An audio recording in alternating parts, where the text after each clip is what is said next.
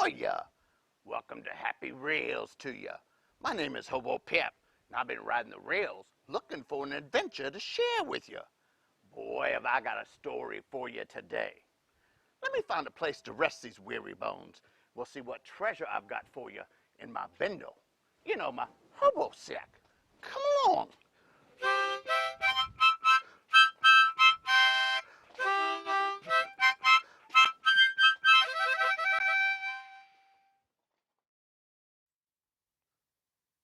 Welcome back to my hobo jungle. I hope you've had a good week.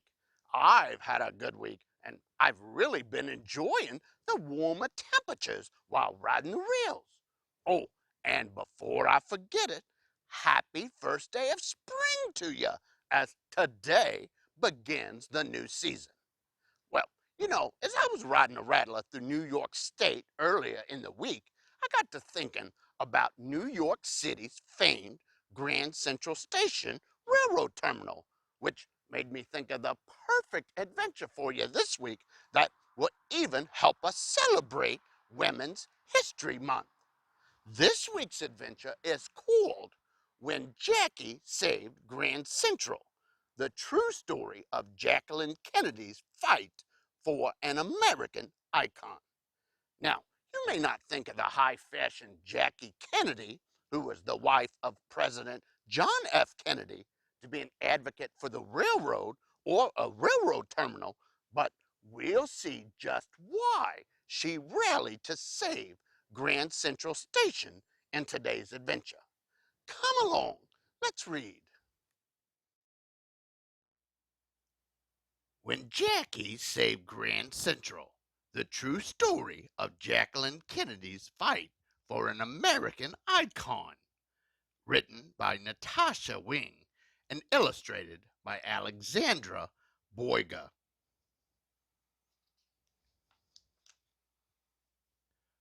When Jackie became First Lady of the United States in 1961, she moved into the White House with President John F. Kennedy and the children. The president's residence was the most famous house in the country, but Jackie was dismayed to find it as run down as an old hotel.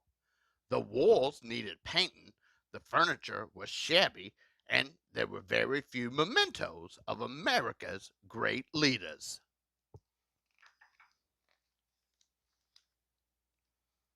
Like a history detective, Jackie tracked down lost presidential treasures, the desk used by Rutherford B. Hayes, candelabras purchased by James Monroe, a chandelier bought by Ulysses S. Grant.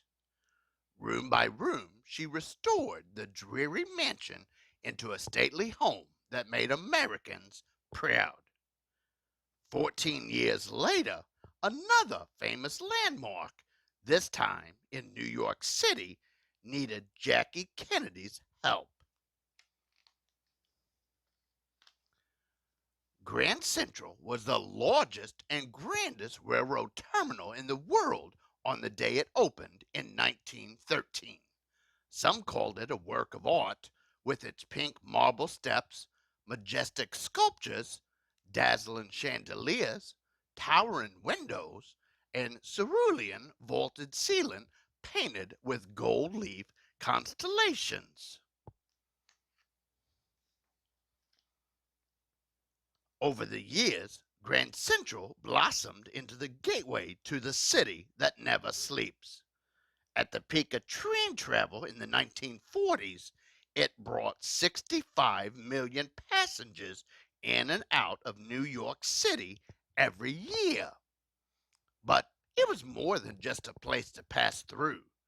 Grand Central was where politicians gave speeches, movies were filmed, revelers danced on New Year's Eve, and New Yorkers ate lunch. Artist Andy Warhol even threw an underground party there. Jackie had taken the train countless times to and from Grand Central. It stood close to where she had grown up on Park Avenue and was at the heart of the glamorous city. After her time in Washington, D.C. ended, Jackie moved back to New York City to live among the parks, museums, and magnificent buildings she adored.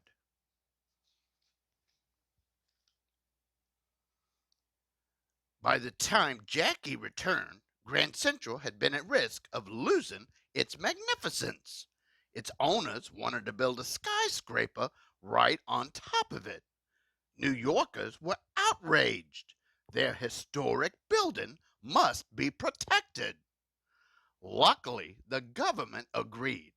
The New York City Landmarks Law was enacted, giving the city a legal means to save its architecture. Grand Central was designated a landmark, and no one could change it. New Yorkers sighed in relief. Yet Grand Central's owners were determined to build the skyscraper, so they filed a lawsuit with the state of New York. To the surprise of many, the judge ruled that the city was wrong to keep the owners from making money. He not only gave them permission to build the skyscraper, he said they could completely demolish Grand Central. The New York Times ran a front page story calling Grand Central one of the most influential pieces of urban design of the 20th century. Jackie read the article and couldn't believe what was happening. To her and many others, destroying Grand Central would be architectural mutilation. When Jackie had renovated the White House, she realized how much Americans cared about their history.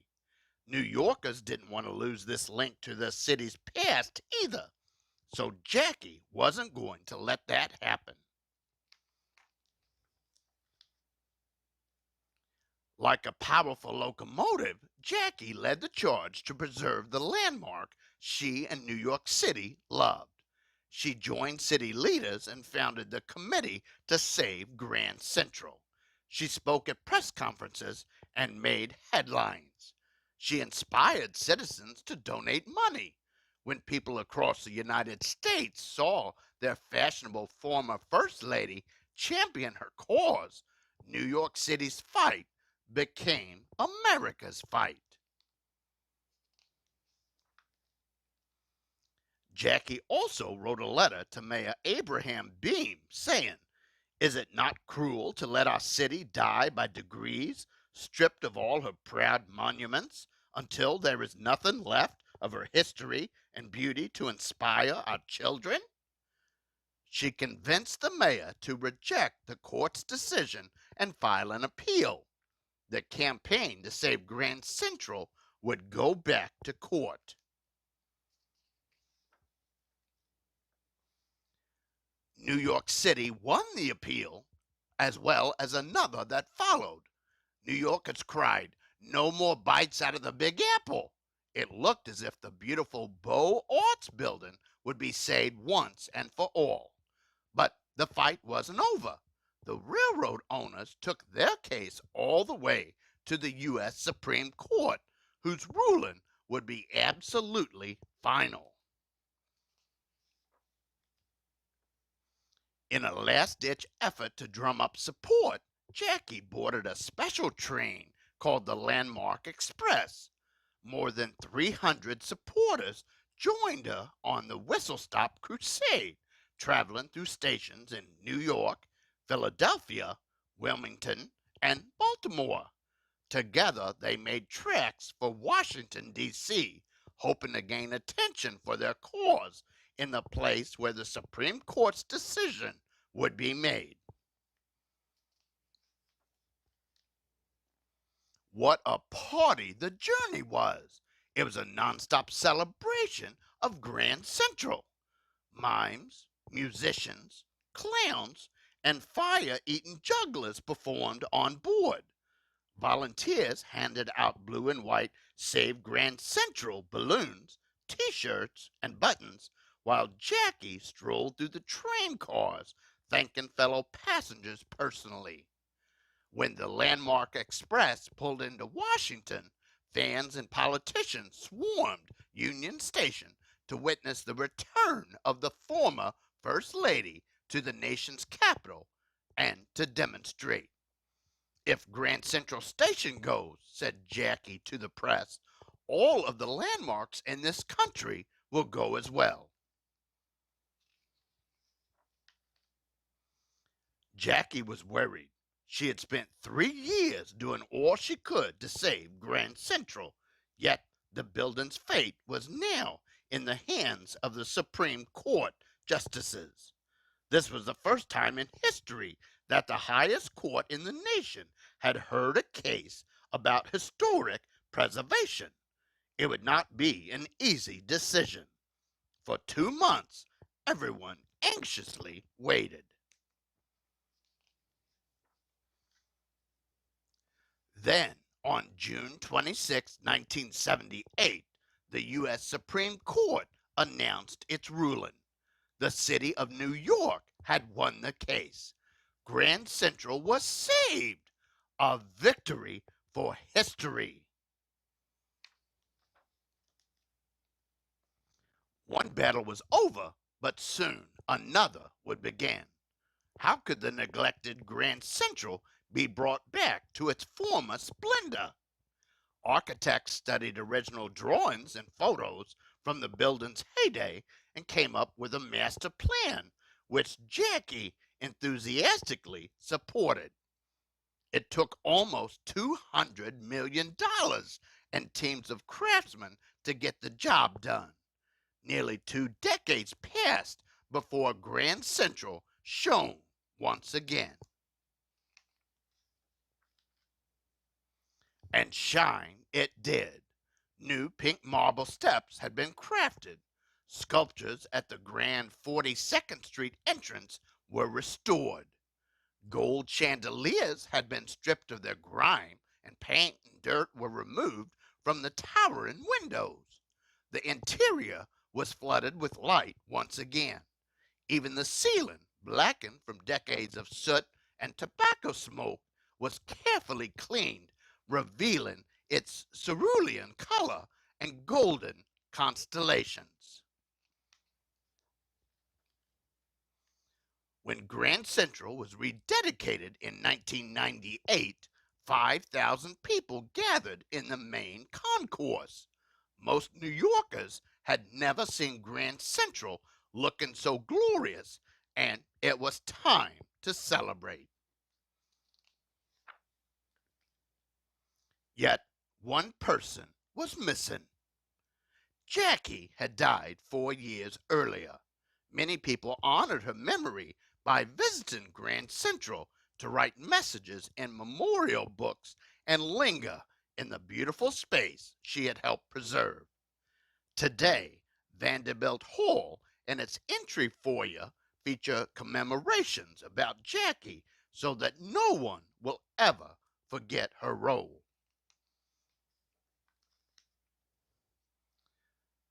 The fight to save Grand Central changed how people viewed old buildings. Rather than tearing them down, preservationists now had a model for how to save historic buildings all over the country, protecting our precious heritage. Grand Central remains one of the grandest and most famous destinations in the world. Every day, it welcomes New Yorkers going to work, tourists visiting the sites, friends meeting for lunch, all because Jackie Kennedy and many others came together to save a landmark they loved. The end. That's when Jackie saved Grand Central. The true story of Jacqueline Kennedy's fight for an American icon. Well, wasn't that an interesting story of how Jackie Kennedy fought to save Grand Central Station? Not only was she a female American hero herself, but she was also an advocate for the railroad system and the preservation of railroad history. She once said that Grand Central Station stands as a universal symbol between New York City's past and present. The first Grand Central Depot was built in 1871 by railroad tycoon Cornelius Vanderbilt. It was rebuilt in 1899 as Grand Central Station. Then in 1913, the bigger Grand Central Terminal was completed, and it remains the busiest stop of New York City's train system today. About 750,000 people pass through Grand Central every day, and nearly 22 million tourists visit it each year. Now, Jackie Kennedy and the others didn't help save Grand Central just because it was pretty, but rather so it could be used again for the betterment of the city and its people. Besides being a huge railroad terminal, it also includes restaurants, shops, a food market, a museum, and it hosts several public events throughout the year. Not only did they help preserve history, but they also helped New York City and its train system continue to thrive. Well, that's it for now. Until next time, so long. Thank you for joining me for today's adventure. I hope you enjoyed. Always remember, continue riding the rails of your imagination, as it will take you on an endless number of adventures around the world. Until next time, this is Hobo Pap saying so long as I go hop on a rattler in search of our next adventure. Happy rails to you.